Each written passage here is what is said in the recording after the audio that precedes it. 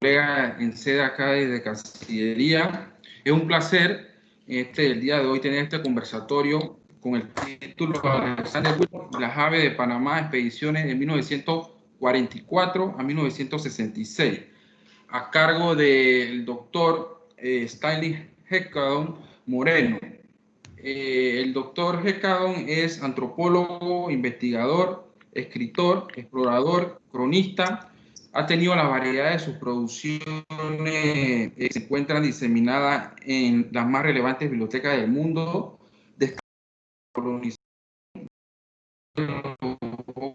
Sacaban los montes, algunas más interesantes de estas. Del año 2000, pertenece al Instituto Smithsonian, ha dado fiel trabajo en lo que es la investigación ambiental. En este caso podemos iniciar, doctor, de esta importante presentación que usted nos va a nutrir en el día de hoy. Adelante, doctor Stein. Gracias. Gracias, Giancarlo, y al doctor Spence, que fue el que me llamó en primera instancia, y como hablamos de diferentes temas que podrían ser de interés a la academia, y como acababa de publicarse este libro sobre el gran ornitólogo Alexander Whitmore, que exploró Panamá de 1944 a 1966, bueno, acordamos que fuese para que compartir con ustedes esta conversación sobre este gran ornitólogo que recorrió el país de frontera a frontera. ¿Cómo hago para proyectar las imágenes? Fernando, que está por aquí, sí, de repente. Doctor Stanley, en la parte de arriba hay una imagen que es un cuadro con una flecha hacia arriba. Ajá. Presiónelo y Sí. luego entonces busca en la parte de abajo, se le va a abrir una pantalla, busque su presentación.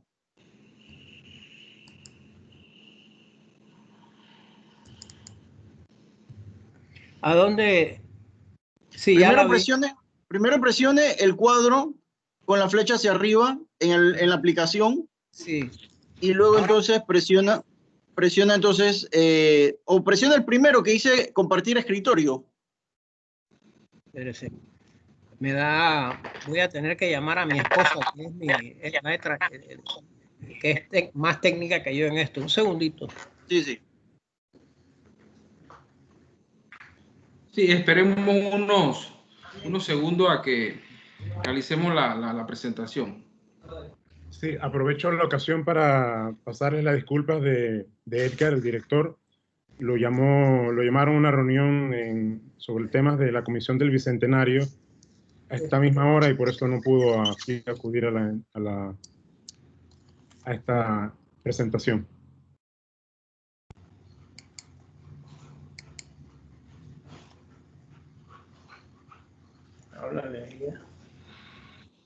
Fernando. Sí, dígame. Tengo aquí a una técnica de Naciones Unidas que la traje especialmente para... Quítate la máscara. No. Sí. Recuerde, en la parte de arriba, al lado de la palabra abandonar, el cuadrado con la flecha hacia arriba. Primero lo presiona ahí y luego entonces el primer recuadro que dice escritorio.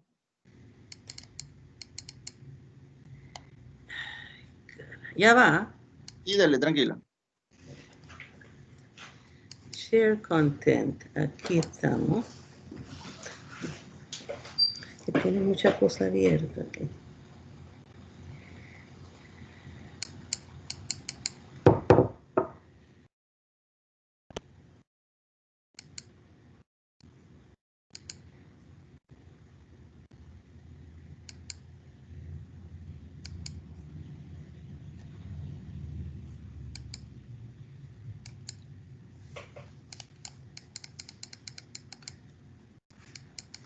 ¿Quieres sentarte? Sí, me siento, a ver si no puedo.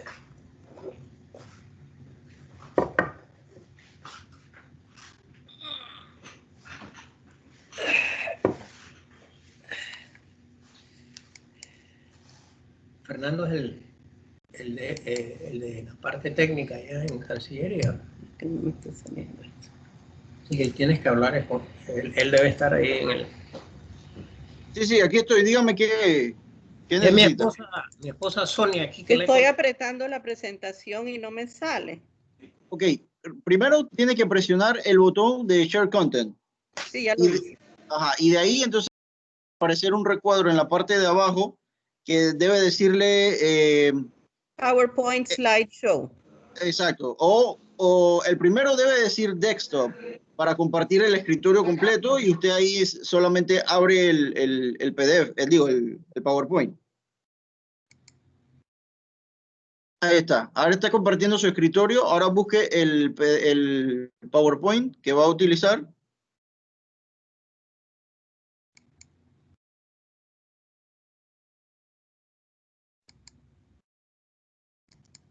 Ahí dejo de compartir.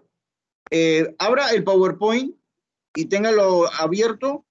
Luego de ahí, entonces, No sé por qué no me abre. ¿Será porque Stanley tiene aquí muchas cosas abiertas? Bueno, ciérrala. Tendremos que salir y volver a entrar.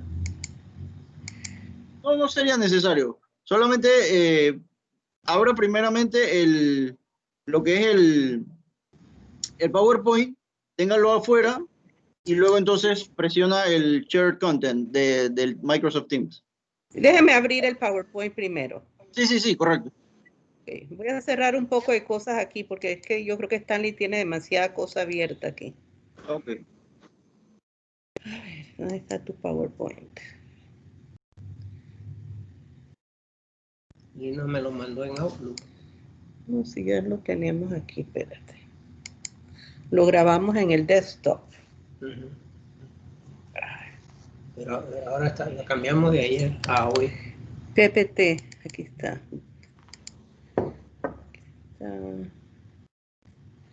Download. Fire, aquí está. Wetmore. No.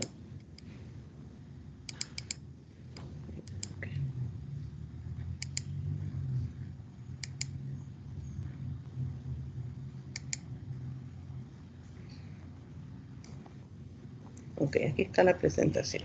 Ok. Entonces vamos a ponerla acá.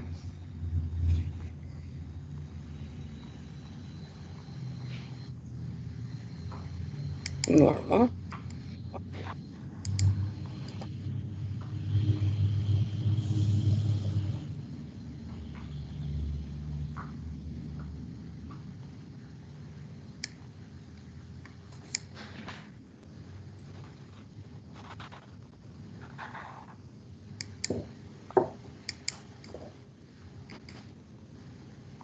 ¿Cómo hago para que...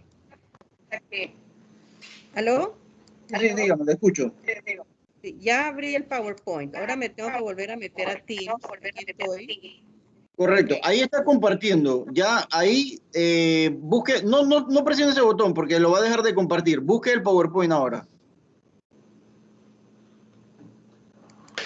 Ahí está. Ok, no. Presiona el botón de Share Content porque solamente está compartiendo el Teams. Cuando presiona, Share content. ajá, ciérrelo. Ok. Ahora, cuando vuelva a presionarlo nuevamente, el primer recuadro dice Desktop. Usted va a compartir todo su escritorio. Ok, desktop, ajá. Pero no, primero el Share Content, ajá, perfecto. Ahí estamos viendo la presentación. Ya póngalo en pantalla completa y listo. ¿Cómo lo pongo en pantalla completa?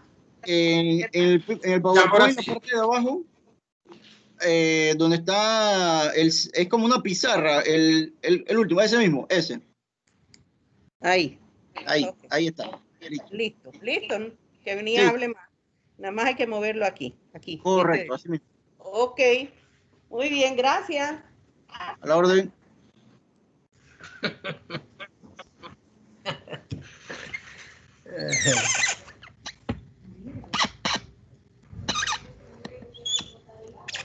¿Aló?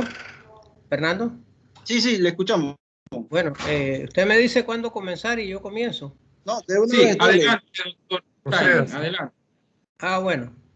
Bueno, ante todo, muchas gracias a la Academia de la Cancillería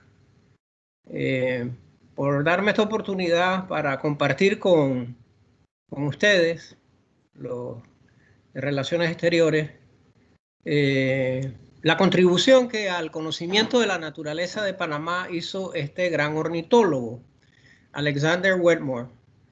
Y él vino a Panamá en 1944, a Las Perlas, luego a Darién, se enamoró de las selvas del Darién y le dedicaría, y llegó a Panamá cuando ya casi tenía 60 años, en el 44. Y el resto de su vida, hasta su muerte, se lo dedicaría a Panamá. Allí lo vemos en Río Indio, esa foto en blanco y negro, con la gente que lo ayudaba para poder llegar a las cabeceras de los ríos, a esas selvas espectaculares. Quizás debería comenzar por el principio. Yo soy antropólogo, ese ha sido mi trabajo, me gradué en Sociología Rural. Y mi pasión, mi interés por la historia de las ciencias naturales en Panamá surgió casi por una casualidad. Yo estaba en el 95 liderando un grupo que se llamaba, es el proyecto de monitoreo científico de la cuenca del Canal de Panamá, que fue un proyecto de 5 años. Cuando el editor de la revista histórico-cultural Épocas, Mario Lewis, me dijo: Stanley, ¿por qué no escribes cómo fue que llegó el Smithsonian a Panamá cuando la construcción del canal, allá por 1910? Y tanto me interesó las notas, las fotos, mapas, los comentarios, los escritos de estos naturalistas que comenzaron a venir a Panamá, atraídos por los trabajos del canal. Pero fue así que conocí a Wetmore. ¿Cómo llegó él? Seguí escribiendo para Épocas, y cuando me di cuenta, he estado escribiendo en Épocas sobre los naturalistas desde 1995 hasta este año de 2020. No sé dónde se me fue el tiempo, pero era como un artículo por mes.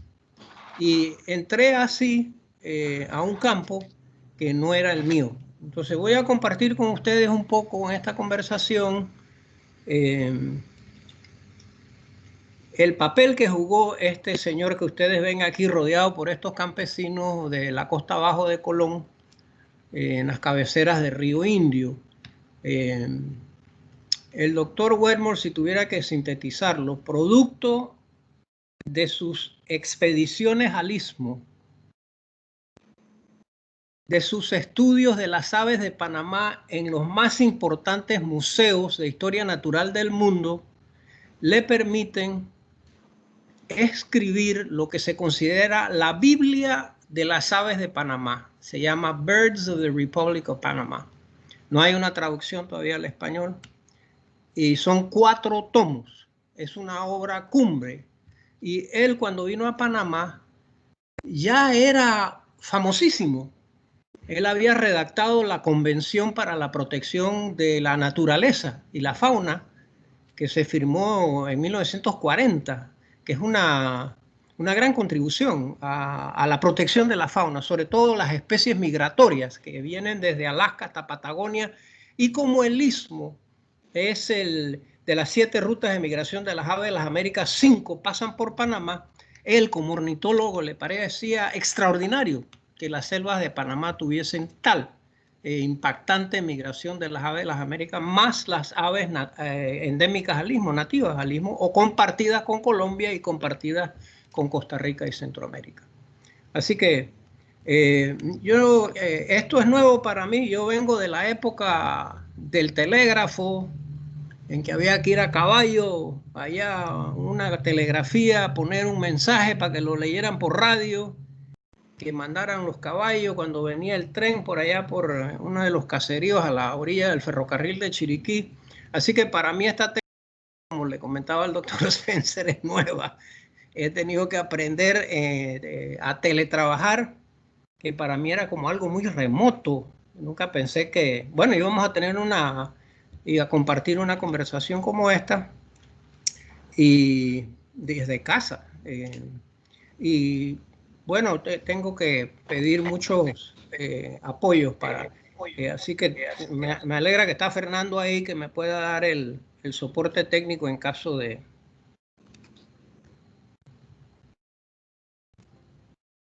Fernando, ¿por qué esto no se me... Fernando, Ahí sí, dígame, dígame. ¿usted me escucha? Sí, sí, perfectamente. Ok, que quiero saber que usted está ahí. Sí, no, aquí estamos, aquí estamos. Que me dé seguridad de que usted está ahí para un apoyo técnico. Bueno, miren, el doctor Wedmore vino a Panamá a Las Perlas en el año 1944 a estudiar la isla de San José. Eran tiempos de la Segunda Guerra Mundial. La guerra en el Pacífico se había vuelto muy cruenta y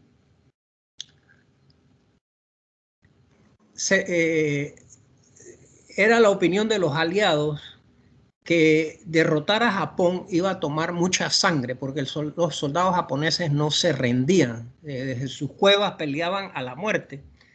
Y renace la idea que los ejércitos habían usado en la Primera Guerra Mundial de que sería inevitable usar gases para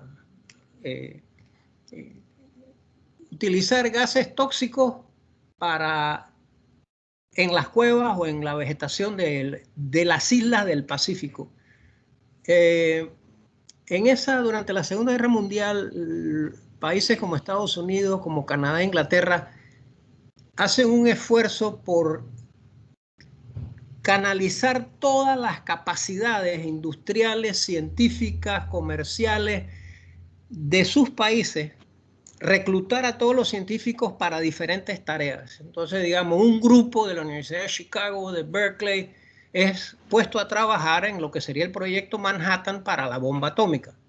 El proyecto San José era más o menos en ese espíritu de triunfar pues en una guerra global y sobre todo específicamente en el caso de las armas tóxicas era para ser usado en el Pacífico.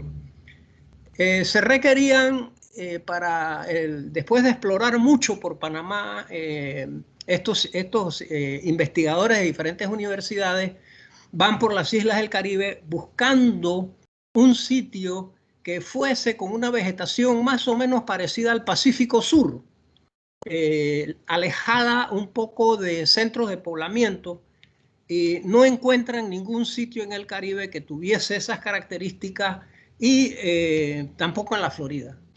Llegan a Panamá y comienzan a volar en ambas costas hasta que llegan a la isla de San José, Perla. Y la San José les pareció ideal porque no tenía población, su vegetación era lo que se llama seco tropical, más o menos semejante al Pacífico Sur. Y le piden a Panamá que se le ceda un contrato para el uso de esa isla abandonada. Esa isla la había colonizado, vamos a decir, un inglés un poco exótico allá por mediados del siglo XIX, que murió trágicamente.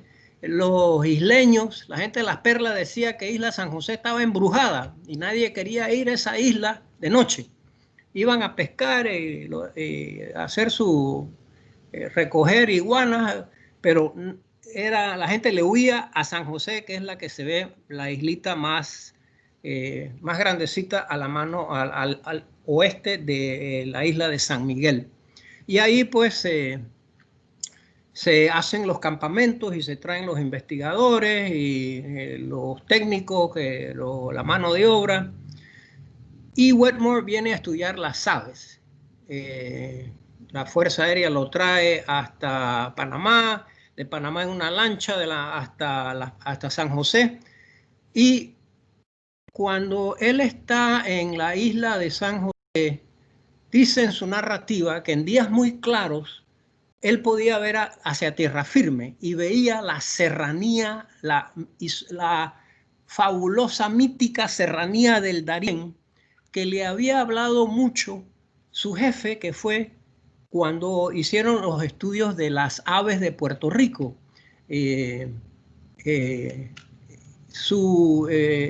1921, Wetmore hizo el estudio de las aves de la fauna de Puerto Rico con este gran zoólogo, Alfonso Goldman, y Goldman escribiría el primer libro de la fauna de Panamá. Y este Goldman, que había venido a Panamá en 1910, 11, 12, con los estudios que hizo el Smithsonian, le hablaba mucho del Darién. Wetmore, tienes que ir a Darién. Y bueno, así fue que quedó prendado, creo yo, que fue este zoólogo el que le habló maravillas de las selvas del Darién, pues conectaba el Istmo de Panamá con los Andes suramericanos. Y para Wetmore era muy importante ver las conexiones de Panamá, de Darién, las tierras altas de la serranía del Darién, con los Andes suramericanos y por lo tanto con toda la cordillera de los Andes hacia el sur, porque él ya había estudiado en Patagonia. Y después hace 2 expediciones al río. Había una base auxiliar, una pista en Jaque, y él en el año que sigue pues hace 2 expediciones a el río Jaque, el río Imamadó. Luego se descubren Azuero una serie de fósiles, tanto de animales como plantas fósiles muy antiguas. Ahí es cuando se descubre que Azuero había sido una isla que nació al lado de las Galápagos y luego se estrella contra el recién surgido istmo de Panamá. Los puntos que ustedes ven allí son las diferentes sedes, no todas las entradas que él hace, pero ustedes ven que son puntos. Desde que abarca Parita, Ocú, Soná, Santiago, San Félix, hasta Puerto Armuelles, Punta Buica, Changuinola, en Bocas del Toro, la costa abajo de Colón, Río Indio, el río Chagres en varias ocasiones, con sede en la estación de campo del Instituto Conmemorativo Gorgas, que en mi narrativa resalto el papel importantísimo del Gorgas en ese momento, que era quizás la institución científica más importante que había en el país en medicina tropical. Así que les voy a hablar de ese recorrido que hizo Goldman en estos puntos. Goldman era, el doctor Wetmore era un muchacho campesino, viene de zona rural en Estados Unidos y fue a estudiar a la universidad con mucho esfuerzo, se destacó rápidamente y el profesor a cargo del Museo de Historia Natural de su universidad en Wisconsin lo recluta pues para que sea su asistente. En eso se presenta una oportunidad de que se iba a hacer un reconocimiento biológico en un territorio que tenía Estados Unidos del cual no se conocía nada, Alaska. Y Wetmore es enviado allá, él aplica y lo envían a hacer lo que se llama el reconocimiento biológico de Alaska.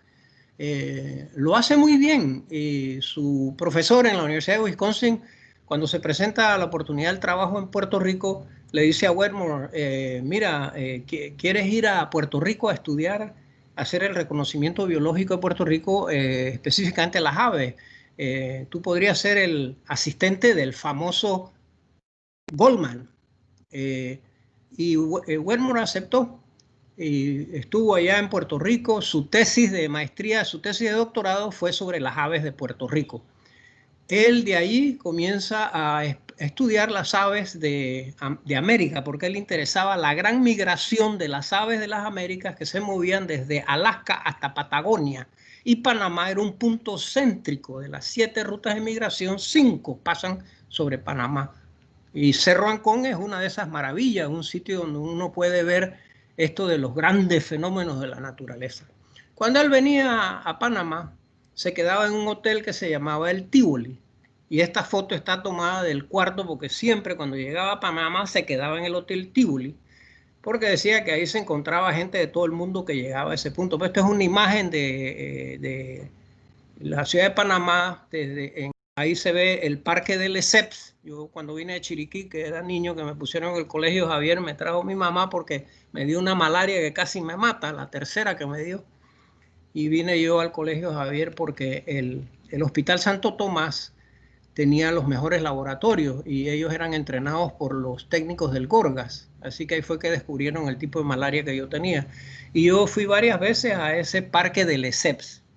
Yo quiero compartir con ustedes, estudiantes profesionales de la diplomacia, que miren que la ciudad era pequeña, pero la ciudad de Panamá tenía sus parques, tenía múltiples parques, que eran los centros de la ciudad. Pues yo como niño me acuerdo que iba al Parque de la Catedral o al Parque Bolívar o al Parque Herrera y era como el sitio donde uno se congregaba con la chiquillería y escuchaba a los adultos conversar. Igual este parquecito era como un pequeño área verde, muchas golondrinas, diferentes tipos de palomas habían allí. Todo eso desapareció cuando se hizo la Asamblea Nacional. Se hizo una estatua de Remón, que no es, digamos, la más agraciada. Pero a lo que voy con esto es que pensando a futuro, con el crecimiento que lleva Ciudad de Panamá, donde ahora casi no tenemos plazas, no tenemos parques con arboledas. Y bueno, algo nos pasó en el camino que el papel del bosque tropical, de los árboles que son tan diversos que tiene Panamá, casi mucho más que cualquier otro país, casi no la hemos ido respetando. Sino, bueno, si hay que construir algo, tumben eso y le metemos cemento. Y ahora la temperatura está cambiando, el clima del planeta, de los mares, del aire, está aumentando y entre más cemento tenemos, más caliente va a ser la ciudad, más inhabitable.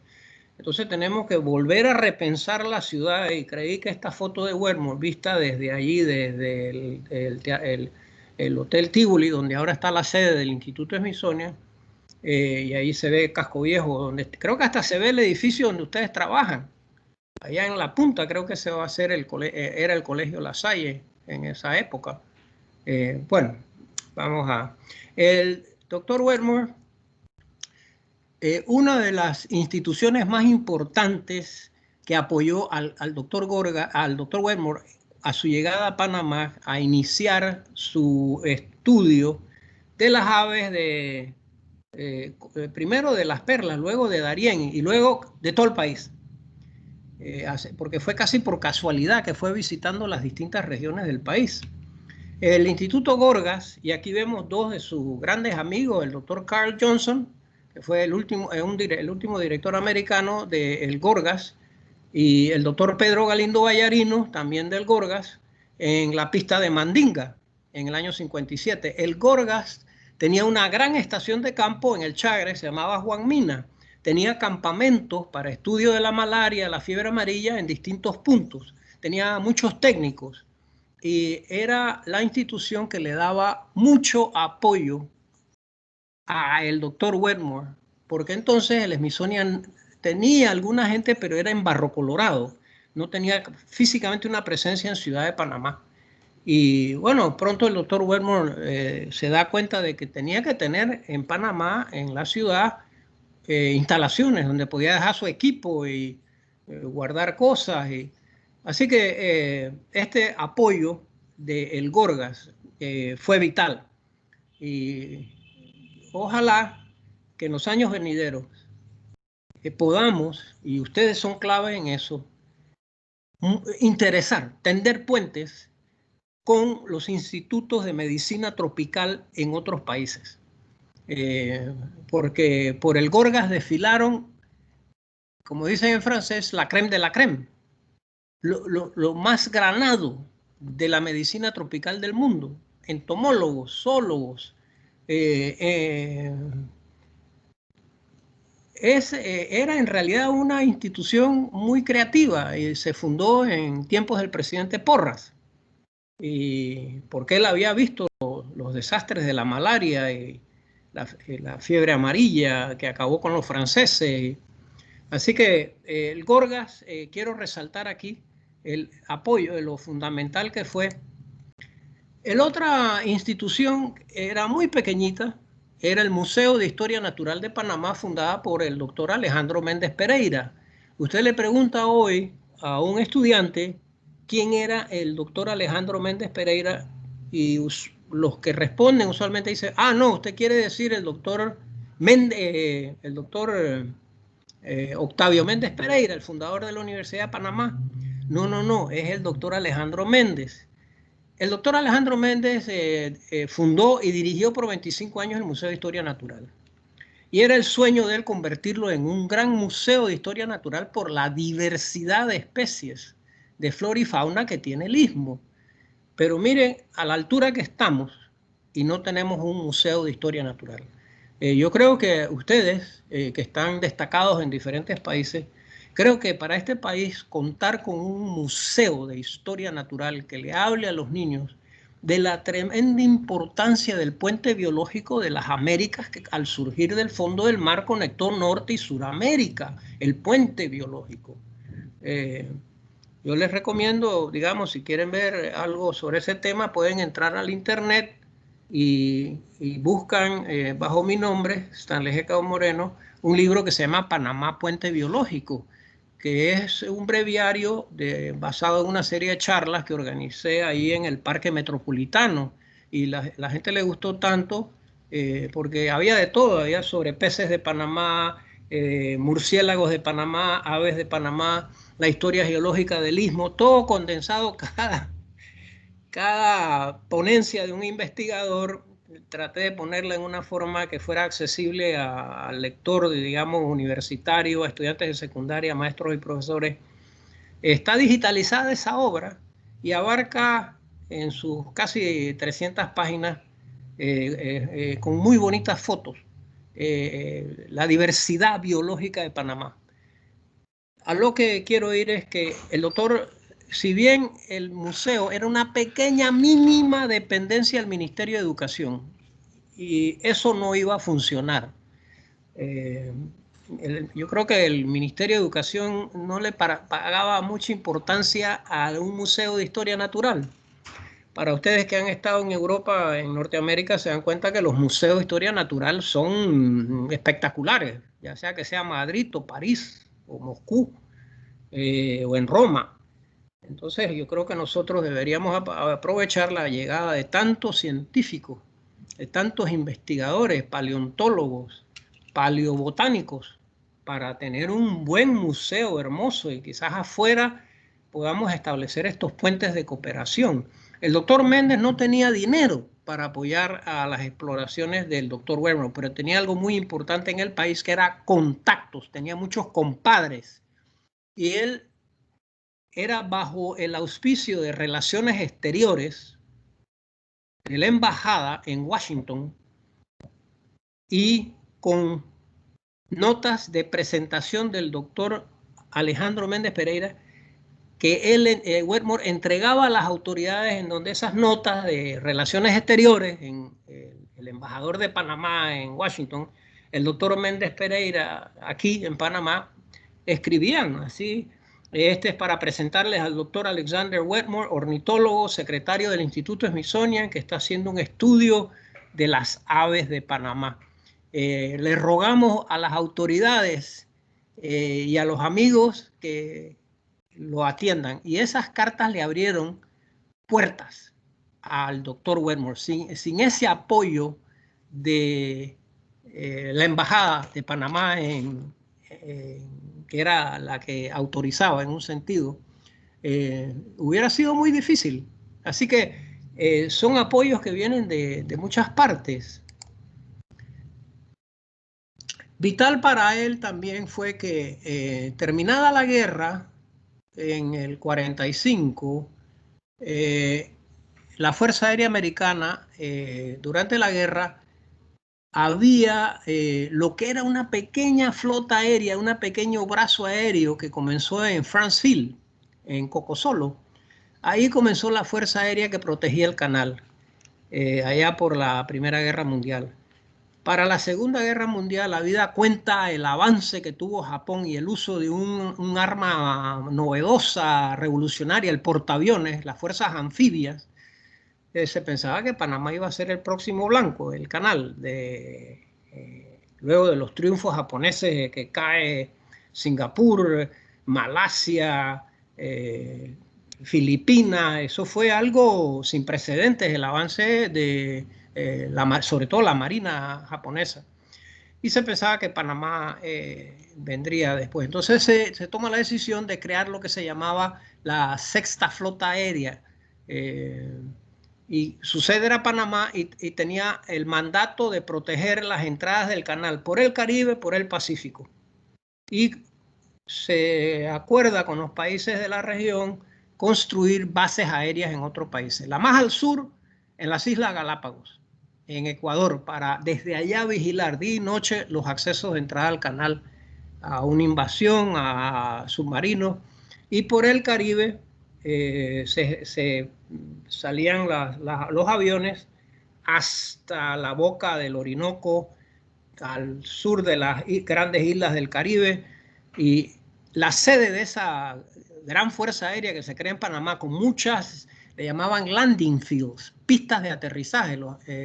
Esta Sexta Fuerza Aérea, con sede en Albrook, construye como 30 pistas aéreas, la de Puerto Armuelles, la de David, la de Bocas del Toro, la de Changuinola, allá en Puerto Valdía, Pito, la de Jaque, Agua Dulce, la que había aquí, Calzada Larga, y esa infraestructura queda allí.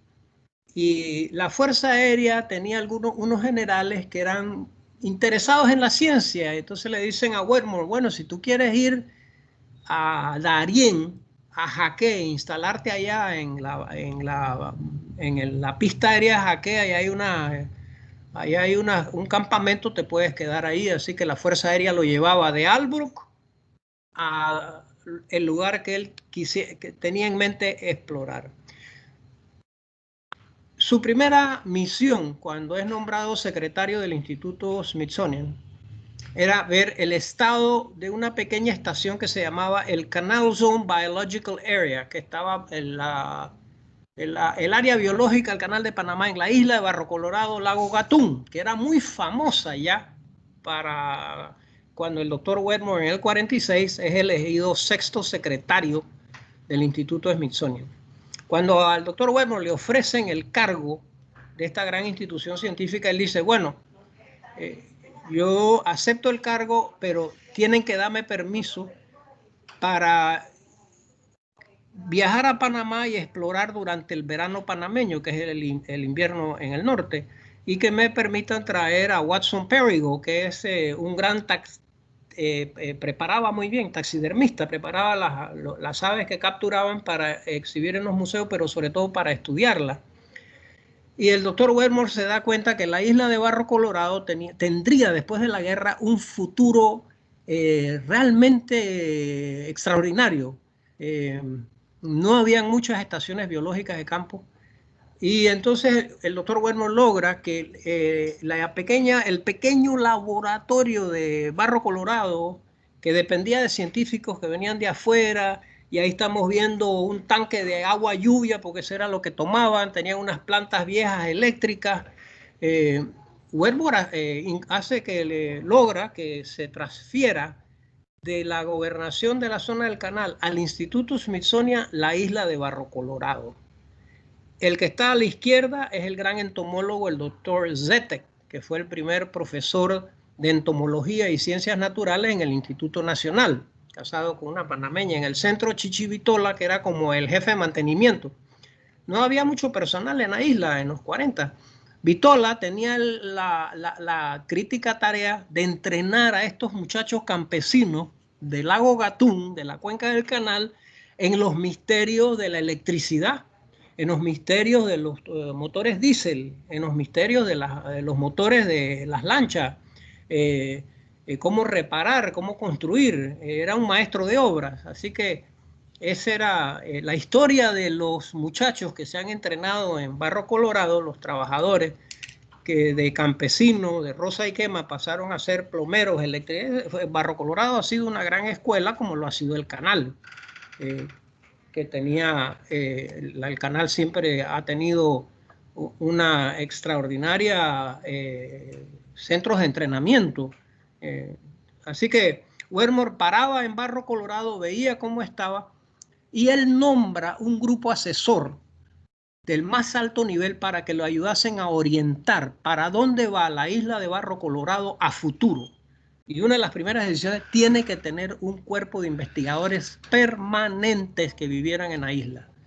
Y así fue, para reemplazar a CETEC.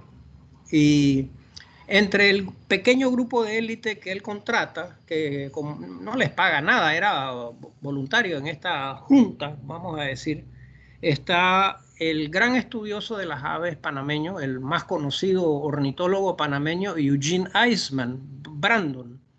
Eugene sacó su doctorado en leyes en Estados Unidos y parece que su firma de abogados fue muy famosa, hizo mucho dinero, pero su colega de la firma murió de un ataque al corazón a temprana edad.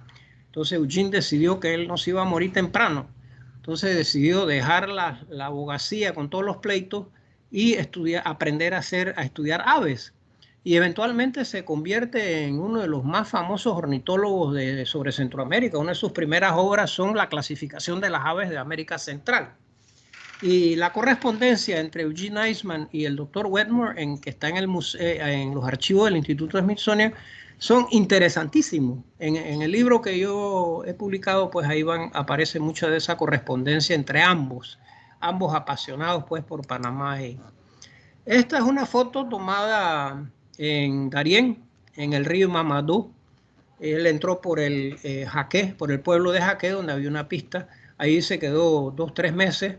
Y esta es la casa, el rancho de Tambo de su amigo el cacique Chocó, llamado Conejo. Wedmore era un apasionado fotógrafo, y una de las grandes cosas que nos heredó son más de 3.000 fotos que él tomó siempre con su Leica. Él tomaba fotos donde iba, de la gente, de los caseríos, de los pueblos, de la forma de ganarse la vida, la vestimenta, de las costumbres, y era realmente admirable. Cuando imprimía esas fotos y las guardaba, ponía la fecha, dónde se tomó, quiénes aparecen en la foto.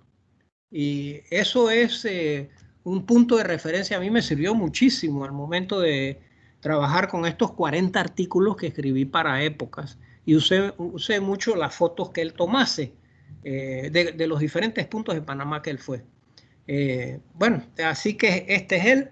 Él era un hombre alto, como 6 pies, 4 pulgadas. Dice que cuando caminaba aquí sobre el tambo ese se estremecía el tambo y tuvieron que meterle unas vigas por debajo para que no se zarandeara tanto el tambo. Desde aquí él entraba más arriba a las cabeceras del Darién, a las cabeceras de los ríos que nacen en la serranía de Darién. Y muy interesante la narrativa de él. En eso se descubre en Azuero los fósiles de unas criaturas, decía la gente, antidiluvianas, antes del diluvio, y que se habían descubierto también unos palos, unos fósiles, unos árboles fósiles, y nadie sabía de qué se trataba. Entonces el doctor Alejandro Méndez Pereira le pide al doctor Wedmore que si pudiese enviar unos investigadores, unos paleozoólogos, unos paleobotánicos, para ver qué plantas eran estas, qué árboles eran, qué animales eran. Y ahí se resulta pues que estos investigadores se dan cuenta que, caramba, Azuero había sido una isla, pues que había nacido por allá, una isla volcánica que había nacido allá por las Galápagos, y eventualmente se va moviendo hasta que se choca con el recién surgido istmo de Panamá. Y los animales prehistóricos que encontraron venían de Sudamérica, y ahí comienza a verse este tema del el papel del istmo como un puente biológico, que especies suramericanas se encontraban aquí, especies de Norteamérica, especies ya extintas. En ese punto también, en ese momento se da también en Oku, donde fue el epicentro de estos descubrimientos, de estos fósiles, de la otrora isla que hoy llamamos Azuero, por uno de los, por un político de Colombia, Azuero y Plata. También se hacen unos descubrimientos arqueológicos y viene un grupo de arqueólogos del Smithsonian a estudiar esta cultura indígena prehistórica de Azuero y cómo era la historia de su evolución en esta parte de la vertiente pacífica de Panamá. Y esta pues es una foto de la plaza de Chitré, el año de 1948, la ciudad que crece sola. Y estas son las excavaciones que lideraba el arqueólogo del Instituto Smithsonian, Matthew Sterling, y ayudado por su esposa, Marion Sterling, que era otra gran arqueóloga también. Y ellos estuvieron excavando. Sterling era famosísimo. Él había estudiado, había hecho excavaciones en esta zona que se ha inundado en México, en Tabasco, en Guatemala. Y lo que Sterling quería comprobar era qué relación había entre las culturas indígenas de Panamá con las de Costa Rica, las tierras altas de Centroamérica y eventualmente con los grandes focos de civilización del Nuevo Mundo prehispánico, como fueron Guatemala y México, los mayas y los aztecas, y antes de los aztecas, los toltecas. Y Sterling era muy... Él era un gran, famosísimo arqueólogo que vino a Azuero con el Smithsonian. Y les he hecho un cuento que estando el doctor Wetmore ahí, que él, el doctor Wetmore cuando venía siempre era verano, eso coincidía con carnaval, así que aquí fue que aprendió que era la mojadera. No solo el doctor Sterling, el doctor Wetmore, sino que para ellos era simpatiquísimo eso que la gente andaba por la calle y de repente te echaban tu mazo de agua. Y a veces estaban trabajando y aparecía una tuna repicando tambores y querían que los arqueólogos y los zoólogos bailaran con el repique de los tambores, esa narrativa de las costumbres del país. Es en ese momento que el doctor Wetmore, mientras que en Darién no habían caminos, todo era selva y los ríos eran las vías de comunicación y tenía que andar en buenas piraguas con gente, vaquianos buenos, canaleteros, palanqueros que lo llevaran, gente conocedora de la selva. Al llegar a Azuero, después de explorar Darién 3 veces, se da cuenta que las selvas son distintas, que no hay tantos ríos tan grandes y hay caminos, pero no es que no estaban pavimentados. Y había aparecido durante la guerra, uno de los tantos productos que surgen durante los conflictos, este aparato que ustedes ven a la izquierda, el primer vehículo de doble tracción, Jeep de la Willys. Y para conseguir uno, el doctor Wetmore tuvo que ir a hablar con el jefe de la Fuerza Aérea, el comandante de la Fuerza Aérea en los Estados Unidos, en Washington. Y como él era secretario del Smithsonian, pues el jefe de la Fuerza Aérea le dice, bueno, sí, podemos prestarle un Jeep, porque eran muy escasos. Entonces Wetmore lo pone en contacto con el jefe de la Fuerza Aérea, Sexta Fuerza Aérea, en Albrook. Entonces el asistente del doctor se va a Albrook y es muy simpática la narrativa, pues para conseguir un Jeep, no habían agencias de alquiler de carros, había que pedir permisos a todo lo largo de la cadena de mando de las Fuerzas Armadas Americanas y bueno, le prestan ese Jeep. Allí se enamora Wetmore de ese vehículo de doble tracción, fácil de manejar, que lo podía llevar a cualquier lugar y donde hubiera caminos. Y en adelante, casi todos sus viajes por Panamá, donde había caminos y carreteras, era con ese jeepcito. le gustaba manejar. Él era despistado, Wetmore, y a veces se perdía. Y como ustedes saben que la señalización no es una cosa que destaque en los caminos y carreteras nacionales, no había señales, pues entonces en vez de irse para Ocú, quedaba bueno, iba a parar a otro lado, a Divisa, a Santiago, a Calobre, en fin. Esta foto les quiero mostrar porque es verano del año 48. Yo quiero que vean dónde está esa carreta que está cargando agua para vender en Chitré. Porque la gente de Chitré decía que el agua del acueducto que ellos tenían, los pozos, que se habían instalado los primeros pozos artesianos, el agua del río Parita, esa sí sabía sabrosa. Pero esa agua de los acueductos, los pozos artesianos, no era tan buena.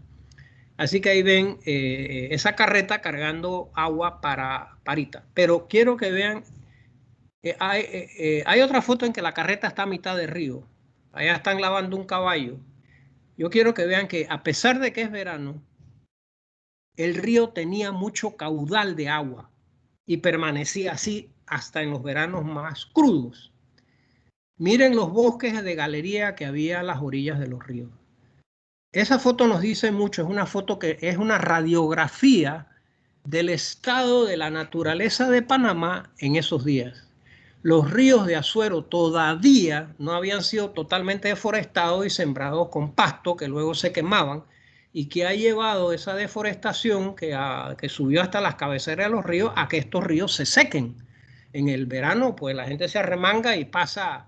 Esto ya es como, usted sabe esas cosas que los abuelos le contaban a uno. Yo me acuerdo cuando el río Parita en verano había que quitarse los pantalones para poderlo cruzar. Bueno, eso se acabó. En verano cada vez más ríos y quebradas se secan por la deforestación. Entonces el tema de cómo recuperamos la vegetación a lo largo de los ríos, los incentivos que vamos a dar, yo creo que ustedes que están destacados en el exterior, no hay que reinventar la rueda de la carreta.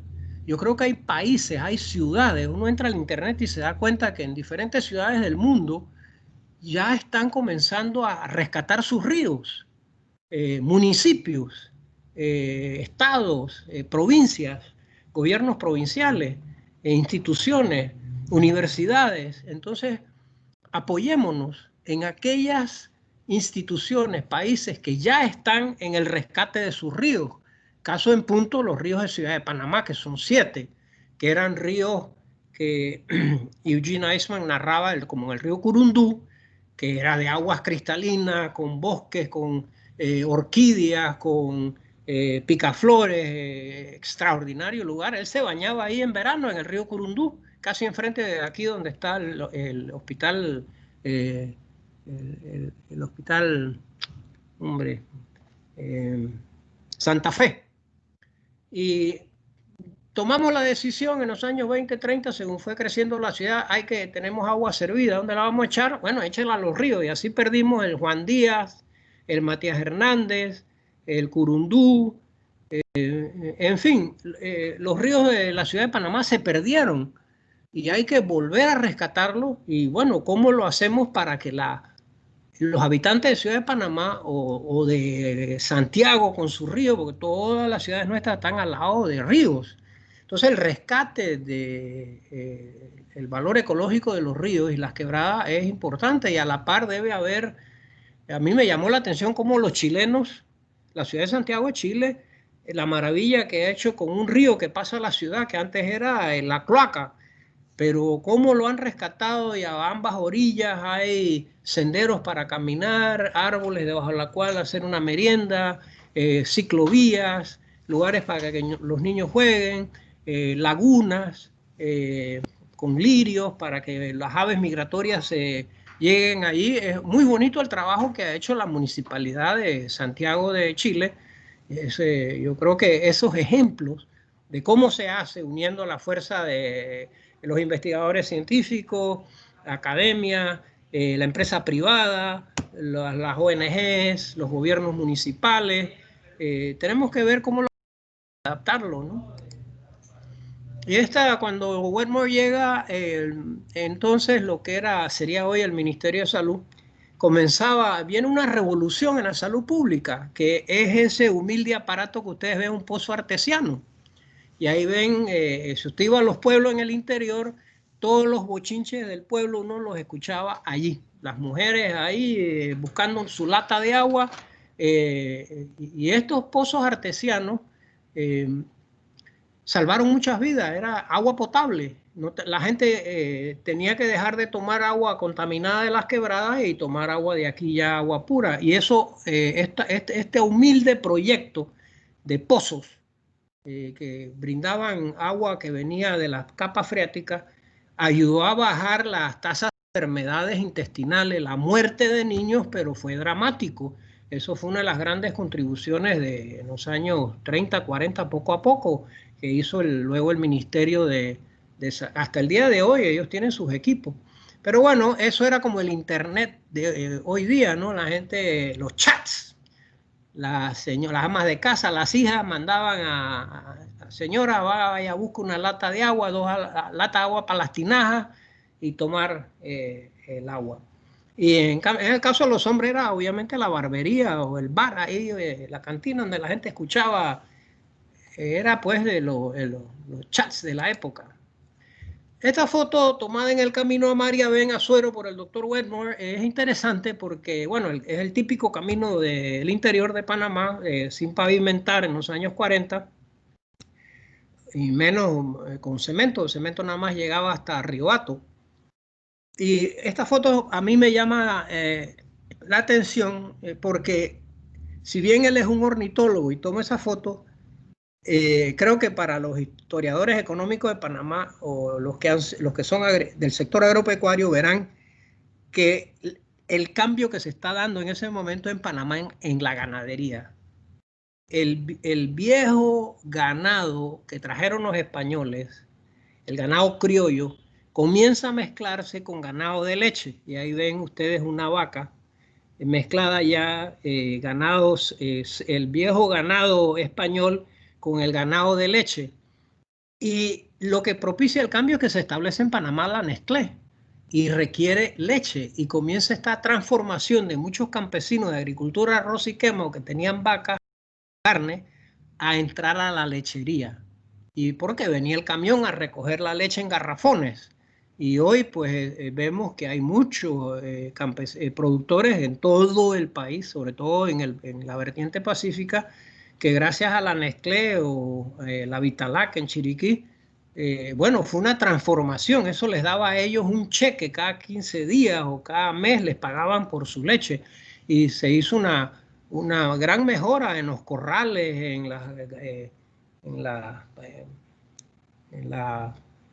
para poder en invierno tener un techo, pues para poder ordeñar en invierno bajo techo, pues unas galeras es la palabra. Así que estas fotos de Wetmore lo transportan a uno a la historia de la transformación de la ganadería panameña que había venido con los españoles en 1500. Y ya ustedes ven aquí esa revolución. Wetmore tenía una vena muy didáctica. Él tenía su diario, escribía sus informes, y cuando llegaba, estos son los niños de Parita, y los niños decían, ahí está el gipsito de él, se corría la voz: oye, hay un gringo alto, pelicanoso, que está estudiando aves. Entonces los peladitos de allá de provincias centrales, como Parita, pues, de los lugares que él tuvo en Azuero, le llevaban sus mascotas, que si el búho, que si no sé qué, para ver si él se los compraba.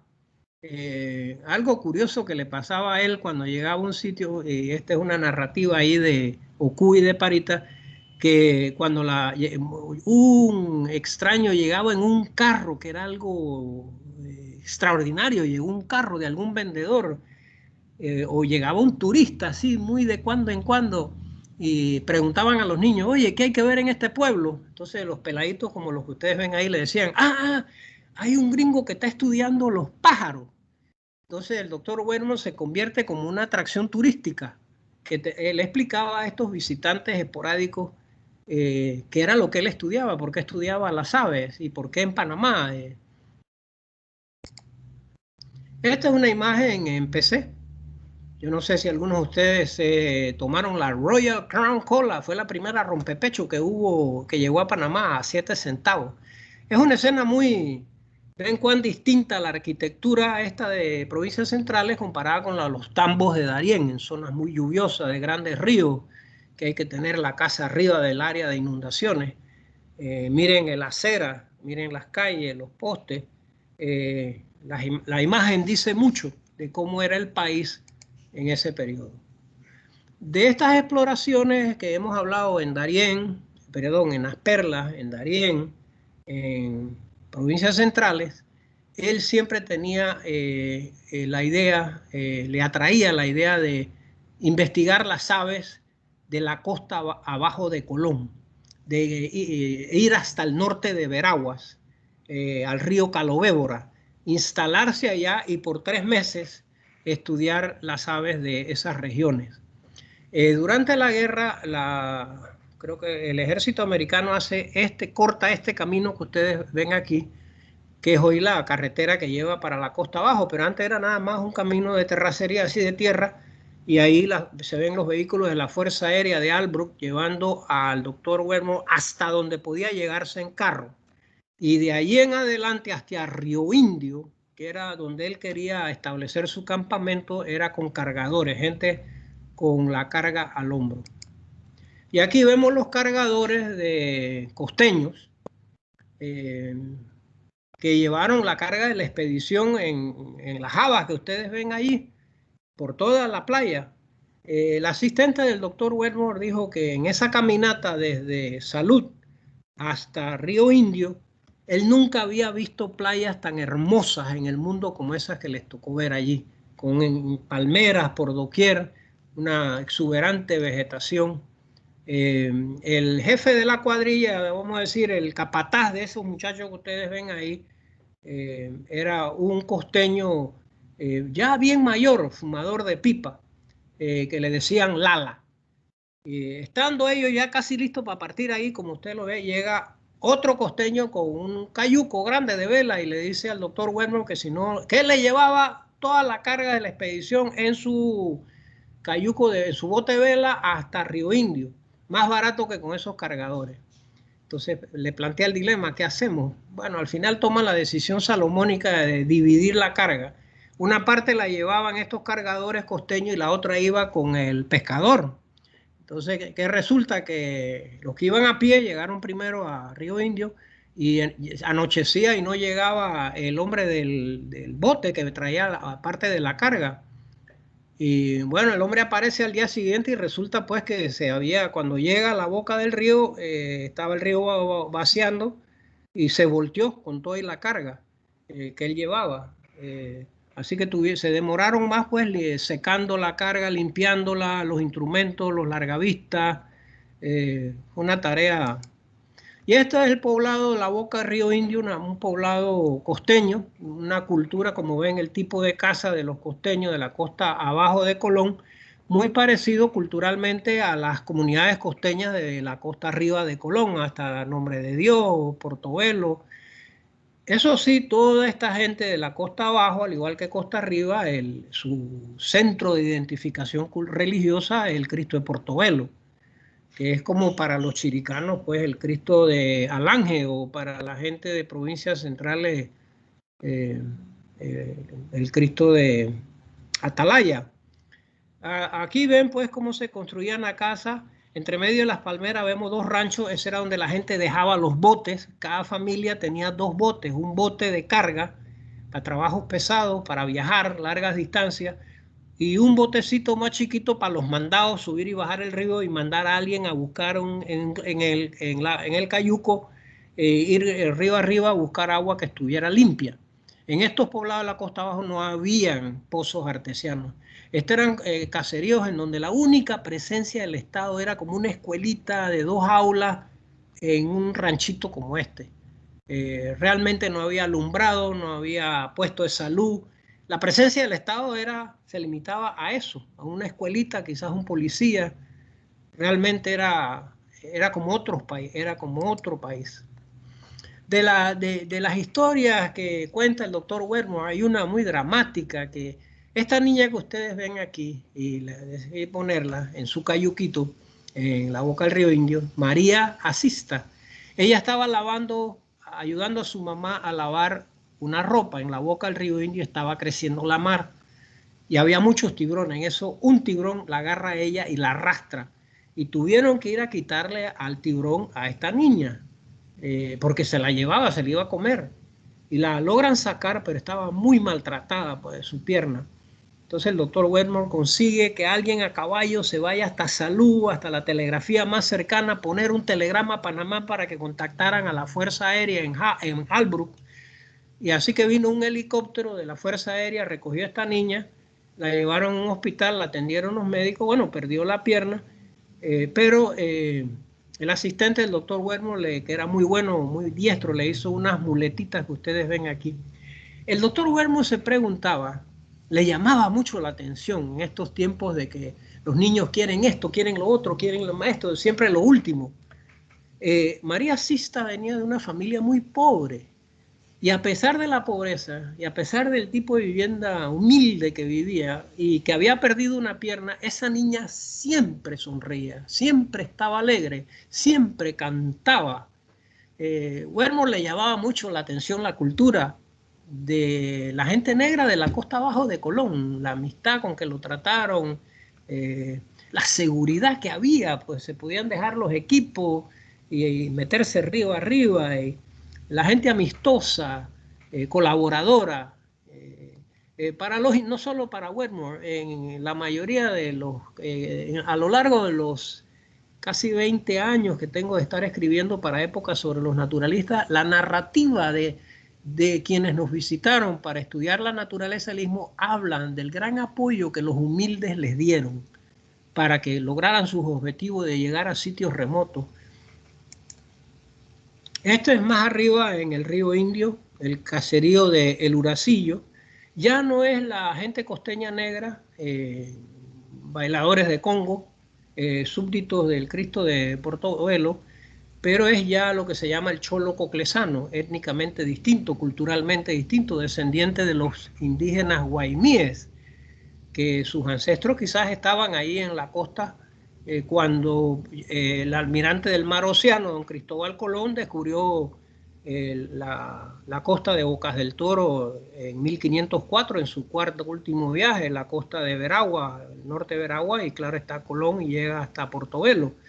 Así que este era otro grupo humano muy distinto y el doctor Wedmore, aunque era ornitólogo, tenía ojo. Y ven aquí una iglesia, no sé de qué religión, creo que era católica.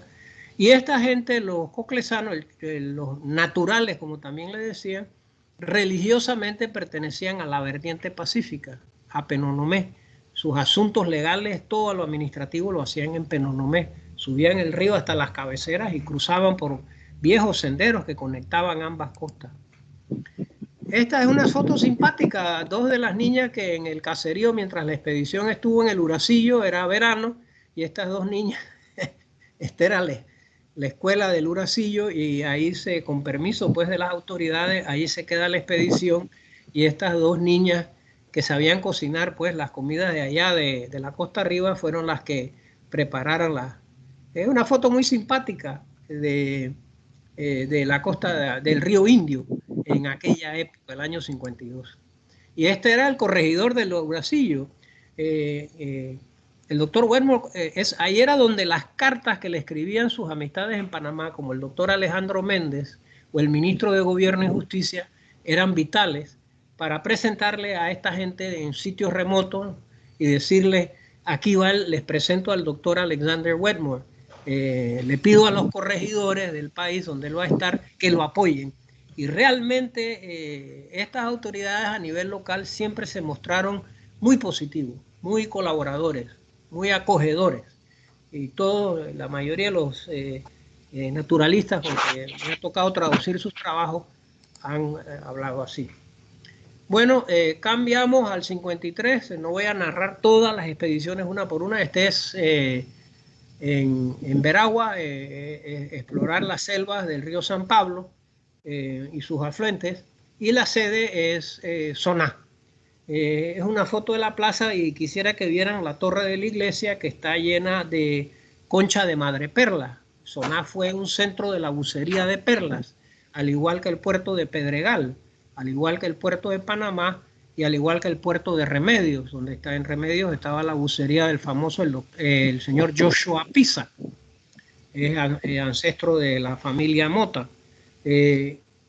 Para aquellos que tenían escuadras de bucería, flotas de bucería de perlas, al tener una buena campaña, como le decían ellos, que siempre era en invierno, que estaban las aguas más tranquilas, no en verano, que está la nortera prendida y el oleaje, entonces en agradecimiento al Cristo, a la Virgen, le obsequiaban a la iglesia conchas de madreperla para que se pusieran en las cúpulas y al atardecer brillara con luz rosada la plaza y la iglesia. Eso era costumbre, la la iglesia de Santana los tiene, la iglesia de la catedral lo tiene. Es un detalle, la bucería de las perlas fue una de las actividades más importantes en el interior del país en el siglo XIX. Y hay la historia de las famosas perlas que se han encontrado con sus nombres. Las perlas siempre dan nombres de mujeres.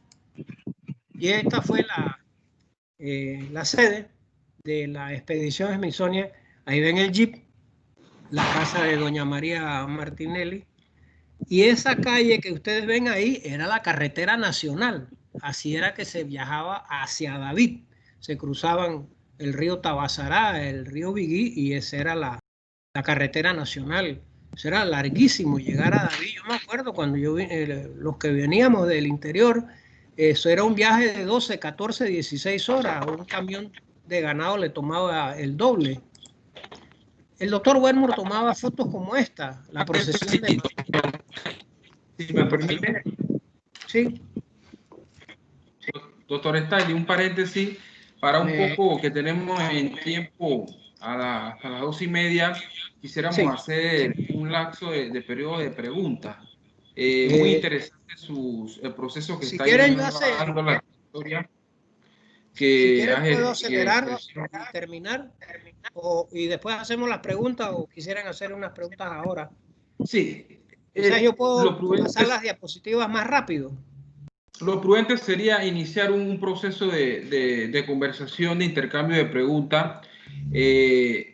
Yo quisiera iniciar con una pregunta, sobre todo porque soy de la provincia del Darién.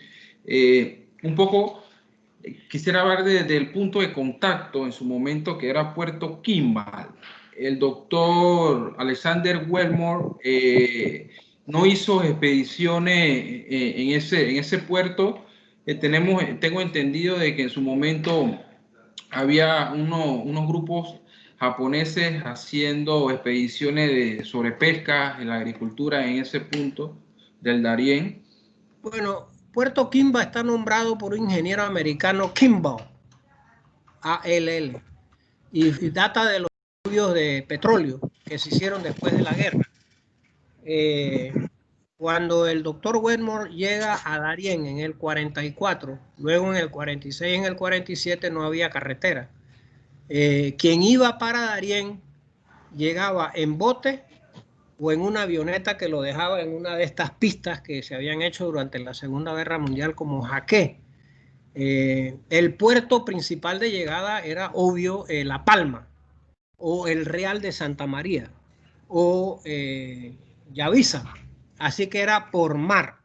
Y eso cambiaría gradualmente, pero cuando el doctor Wedmore hace sus 3 primeras expediciones no había. No existía Kimball, eso vendría después.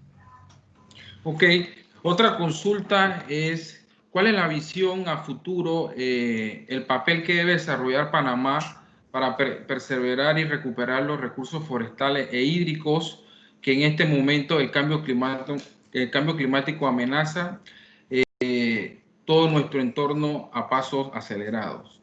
Sí, yo con el permiso de ustedes quisiera esa pregunta dejarla para el final porque es un tema cara a futuro y es un tema que ahora con el cambio climático, con el aumento del nivel de los océanos, las temperaturas de los mares, nos plantea una serie de desafíos, que cómo recuperamos los bosques, y ese tema, que es supremamente importante, yo quisiera abordarlo después de la narrativa del doctor Wetmore, si me permiten.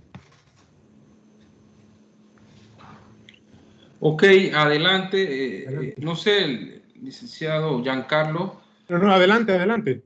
Okay. Somos todos oídos, sí. Bueno, esta es una foto de un pueblo del interior, una procesión religiosa. Eso no lo ve ustedes en los países anglosajones. Quiero que vean la forma de vestir de la gente. El poste de la electricidad aquí en Soná, que era un pueblo el más importante del sur de Veragua, no habían plantas, no había electricidad. Cada pueblito tenía su planta eléctrica. Esa planta eléctrica se prendía a las 6 y la apagaban a las 10 de la noche. No había una red nacional. Eso no vendría hasta después que se construye la hidroeléctrica de La Yeguada, que comienza a estructurarse una red nacional de electrificación.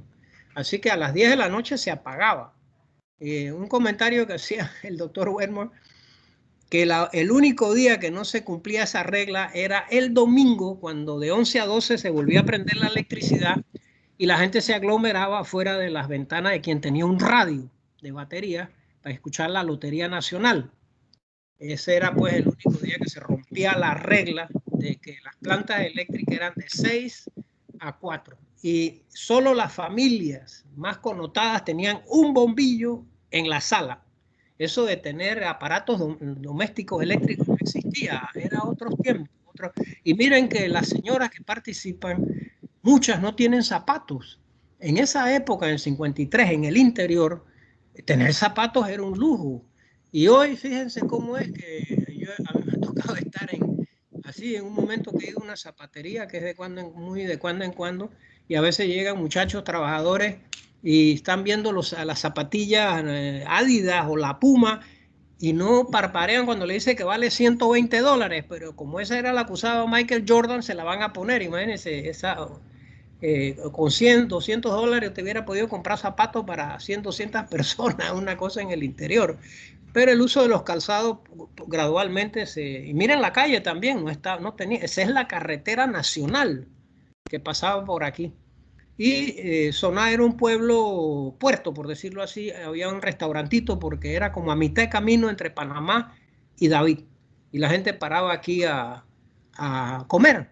Y la tragedia de Soná fue que cuando se construye la Panamericana de cemento entre Santiago y Tolé, queda por fuera de la ruta el pueblo de Soná. Y viene este era el Soná antes de la pavimentación, cuando era pues un puerto de recalada de quienes viajaban entre Chiriquí y Panamá.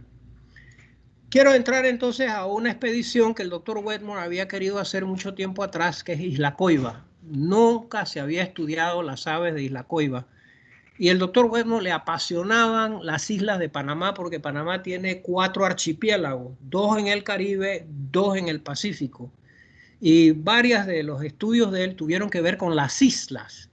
En la isla de Escudo de Veragua, Isla Coiba, las islas de Bocas del Toro, La Seca, Las Paridas, Gobernadora, San Blas. Le apasionaba la historia. En una lancha rápida de la Fuerza Aérea, él viaja allá. En 1955 había querido ir, se había venido temprano para poder viajar a Coiba, pero en ese año del 55, en el 2 de enero, es asesinado el presidente Remón y eso cambia todo. Se cancela la expedición a Coiba y el doctor Wetmore lo que opta es por ir a explorar el río Pequeñí Boquerón, usando las instalaciones de campo, las estaciones hidrometeorológicas del canal, que fue otra institución que mucho apoyó las expediciones del doctor Wetmore. Y esta es una isla de la Central, la colonia penal de Coiba, en el año 56. Y esta es la sede administrativa. Y alrededor de la isla, viendo hacia tierra firme, estaban los campamentos de los presos que venían a Coiba. Él venía con autorización del ministro de Gobierno y Justicia para que pudiera él con sus ayudantes, bueno, permanecer aquí. El jefe de la penal le permite usar la mejor instalación que tenían, que era el dispensario. Estaba ahí al lado de la mar. Y con él venía como vaquiano, como experto en selva, un campesino de las tierras altas de Chiriquí llamado Armagedón Hartman, que le decían Gedón, y su hermano Ratibor Hartman, que era técnico del Gorgas y que llevaba a los médicos, a los investigadores del Gorgas a la selva. Era otro gran vaquiano, el vaquiano es un hombre que sin mapa y sin brújula toma un rumbo y sale sin perderse, entra y sale sin perderse. Y en esta expedición el doctor Wedmore lleva a Armagedón Hartman de las tierras altas de Chiriquí. Armagedón yo logré entrevistarlo antes que falleciera en su casa allá en las tierras altas de Chiriquí, en Santa Clara, y me habló de su vida, pues porque era el último que había conocido en persona al gran ornitólogo, el doctor Wedmore. Armagedón era un joven campesino, había llegado nada más a 3er grado, pero muy inteligente, aprendía muy rápido. Y le tenía un gran respeto a Armagedón por lo cuanto que conocía de la selva. Y el doctor Armagedón le tenía una gran admiración al doctor Wedmore. Hablaban en español. Armagedón quería que el doctor le hablara en inglés para él aprender, pero el doctor prefería hablar en español. Esto es una foto de muchas fotos de Coiba. Es la llegada en un bote de un nuevo grupo de presos que está llegando a la isla con sus pocas pertenencias, un saquito al hombro, una cajeta. Y esto era un momento no solo dramático, sino supremamente importante, porque acuérdense que no había comunicación. Y estos hombres que vienen como presos a Coiba traen las noticias de tierra firme. Entonces se aglomeraban los presos que estaban en la isla a recibir a esta gente y preguntarle qué había en tierra firme, qué había pasado 2 o 3 meses antes en sus provincias, en sus pueblos, si tenían noticias de la familia o algo. Así que esta es una foto para mí muy interesante de la vida de la penal. Esta foto es el equipo del doctor Wedmore, Gedón Hartman a la izquierda, que era su vaquiano, al centro Vicente Álvarez, que era un entomólogo, y a la derecha Christopher Richard, el cocinero, que él era un preso de confianza, y entonces el director de la penal se los asigna como cocinero. Así que se llevaron muy bien. Este era el edificio del dispensario de la isla de Coiba, a la vera de la mar. Y me narraba Gedón que cuando se sentaban aquí a conversar después del trabajo de la ornitología, veían pasar las aletas de los tiburones, grandísimos tiburones que se veían. Esta es una foto de el segundo preso de confianza que fue asignado a la expedición del Smithsonian, que todo el mundo lo conocía por el nombre Templado, no se sabía ni cuál era su nombre. Él era, siempre en las fotos de Wedmore, aparece así, sin camisa, sin zapatos, pero sonreído. Era el que operaba el único motor fuera de borda de la prisión, era un excelente marinero, era cocinero, era explorador, era el que reparaba el bote si se dañaba, era un MacGyver, como diríamos en los términos de ahora.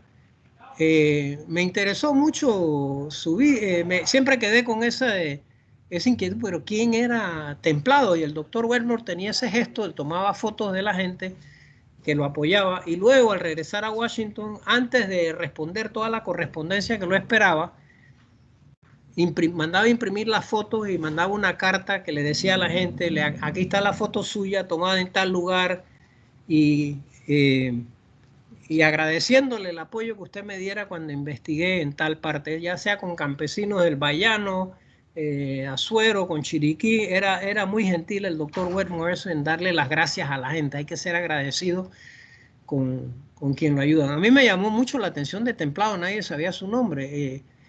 Comencé a buscar las acepciones, entonces Templado es una mezcla de agua caliente con agua fría, agua templada, que no me parecía lo que era. Entonces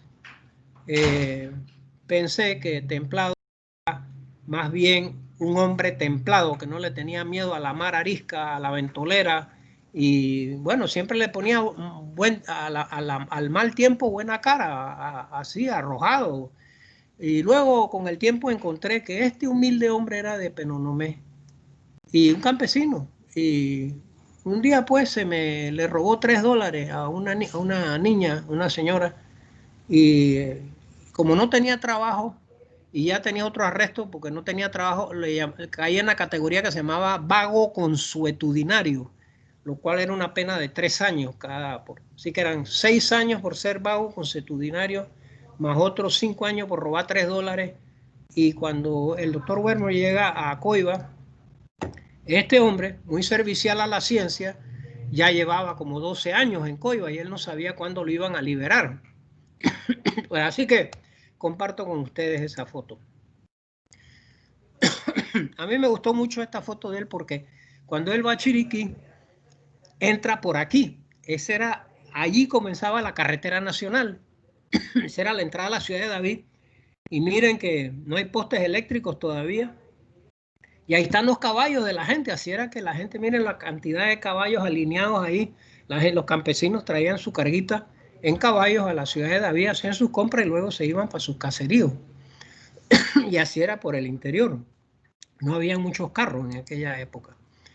Este es el doctor Wetmore cuando si en un momento estuvo en la frontera con Colombia y los Andes suramericanos. Esta foto es en Chiriquí, en la frontera con Costa Rica, en uno de los mojones que marcan el lindero entre ambos países, como para decir, bueno, ya llegué a la otra frontera, muchos años después de que comencé por Darién, en la frontera con Sudamérica, y aquí estoy más cerca a las tierras altas de Costa Rica y en la cordillera central centroamericana y las tierras altas de México. A él le gustó mucho Chiriquí, la visitó en varias oportunidades para el lado de Volcán, hizo muy buenas amistades con las familias de allá. Esta es una foto de Boquete, el pueblito era pequeño, este es el año 60. Es una vista del río Pequení. Él exploró, le dedicó mucha energía al estudio de las aves de la cuenca del canal y dependió del apoyo del canal, sobre todo la oficina de hidrometeorología que tenía a Cayuco, los famosos palanqueros, y que conocían el río como la palma de su mano. Entonces él se quedaba en las estaciones de hidrometeorología del canal y ojalá que a futuro el canal siga apoyando a los investigadores. Claro está, los instrumentos van a ser distintos, pero el canal sí tiene una función científica de generar conocimiento o apoyar las expediciones que vienen a hacer trabajo de investigación. Entre las regiones que él visitó estuvo Pedací y Tonosí. Primero había ido en lancha por toda la costa del Pacífico hasta Isla Iguana, estudia las aves de Isla Iguana y luego viene y se va en avioneta a Pedací y a Tonosí, y este era pues el taxi de la pista aérea de Tonosí. Y él se queda en esta estructura que ya no existe, que era la sede de la compañía llamada la Tonosí Fruit Company, subsidiaria de la United Fruit Company. Estaba la Chiriquilán en Armuelles y la Tonosí, pero esta rama quebró por diferentes razones, la crisis mundial económica y luego los vientos, lo que llaman los blowdowns. Los vientos se encajonaban en el Valle del Tonosí, se elevaban al chocar contra la cordillera allá del Canajagua, se elevaban y luego caían como una bomba y tiraban abajo todos los bananales. Doctor, ¿Sí? Disculpe un momentito, excelente la presentación que está ejerciendo, pero tenemos un temita de tiempo. Okay. Ya casi estamos a 2 minutos del tiempo a cesarse. Lo que podríamos hacer es posteriormente, usted nos puede reenviar la presentación, nosotros podemos compartírsela con los colegas. Claro.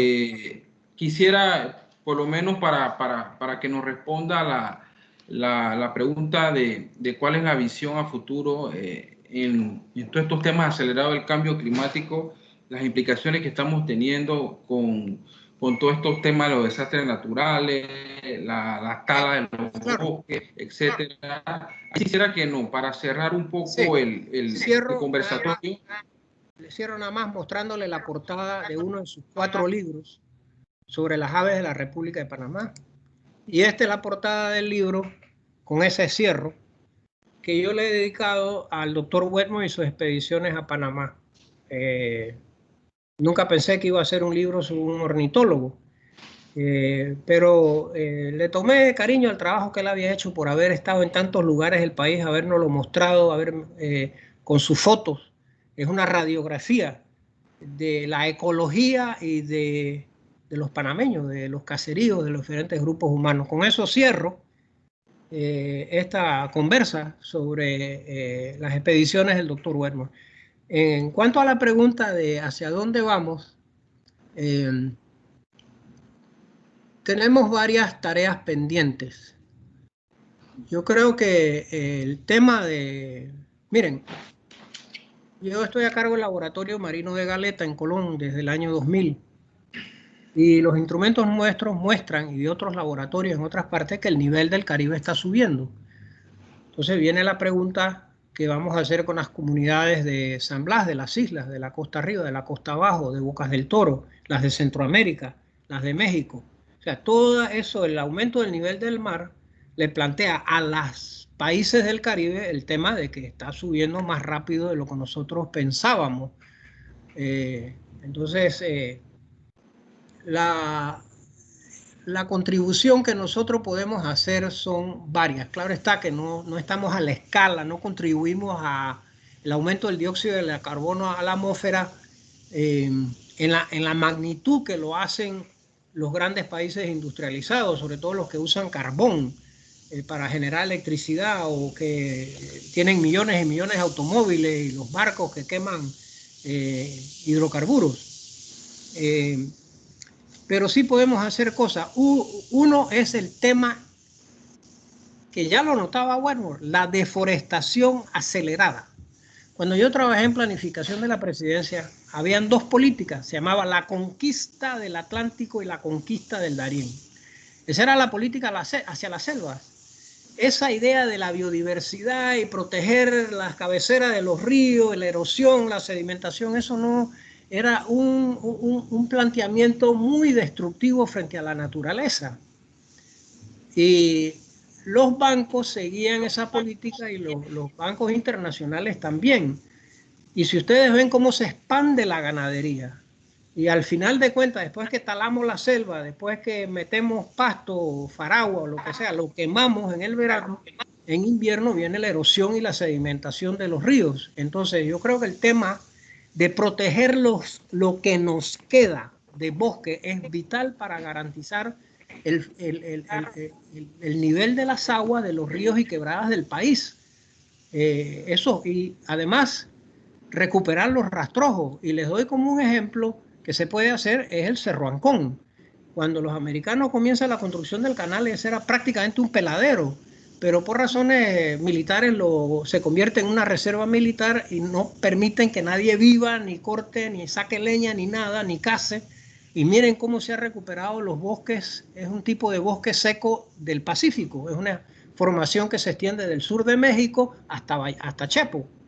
Entonces, recuperar los bosques es algo importantísimo para la vertiente, para el interior, para la vertiente pacífica del país. Y eso se puede hacer cuidando los rastrojos que existen y dejándolos quietos para que se vaya recuperando el bosque y las aves traigan semillas, los animales traigan semillas.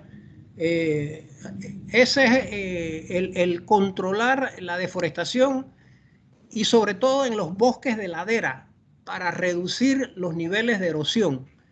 Lo que hemos visto en Chiriquí, en Veraguas, con estos huracanes, las inundaciones violentas que hemos tenido, obedece a que estamos cultivando en tierras de ladera de suma pendiente donde no debemos estar cultivando o tener otros métodos de cultivo, no cultivar cerro abajo, así haciendo los surcos de arriba hacia abajo.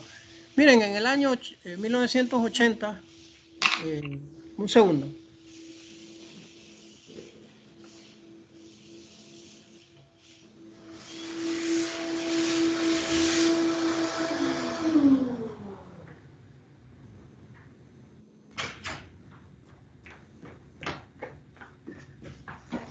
Una de las contribuciones que nosotros ya dimos un paso, creo que es reducir el parque vehicular, tener sistemas modernos de transporte. Yo creo que la construcción del metro ha sido uno de los grandes logros en el sentido de ahorrar combustible, ese aglomeramiento de carros.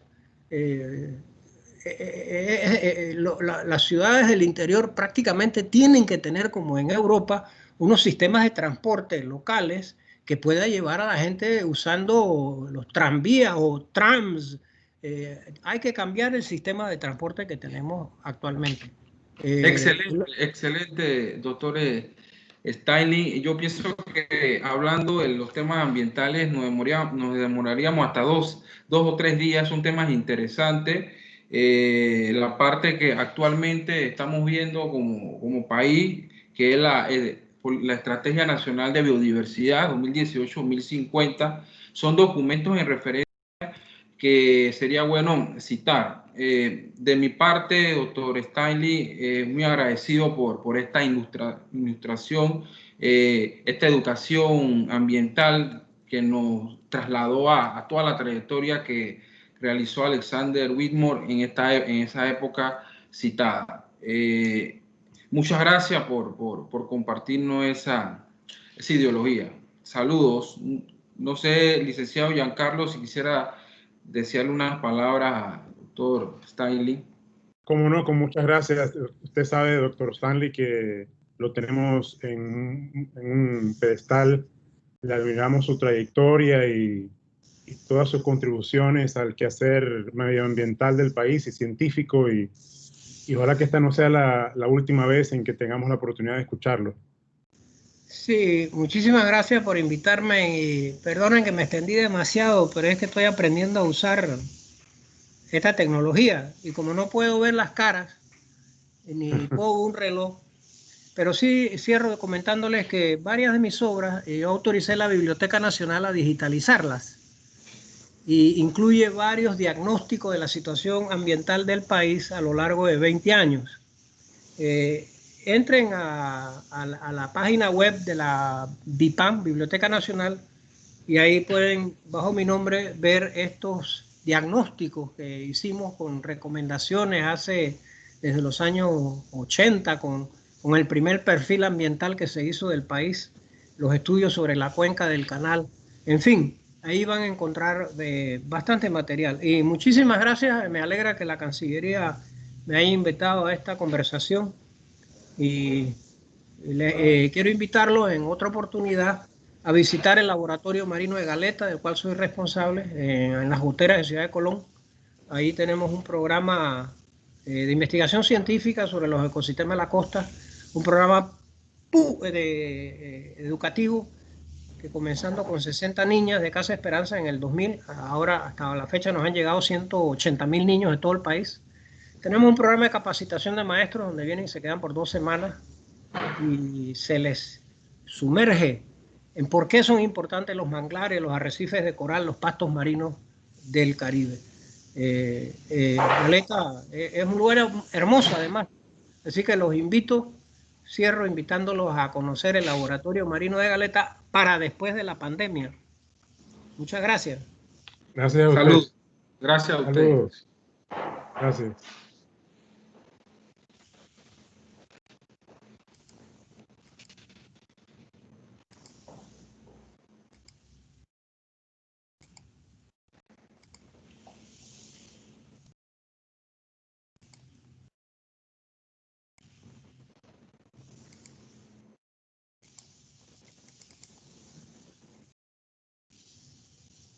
Cañizales. Ajá. ¿Me escuchas? Dígame. Sí, sí. Creo que se me fue muy larga la presentación. Demasiadas diapositivas. Interesante. ¿Ah? Interesante. Sí, la próxima vez la hago más corta. Lo que pasa es que el tiempo al principio fue caminando por todo el horario. Sí, Pero este es un tema a profundo que hay que seguir dando el impulso y conversarlo. Sí, Saludos. me hubiera dado unos puntos a decirle que le quedan 10 minutos, entonces ya yo acelero el caballo. Muy bien, gracias, Cañizal. Que esté bien.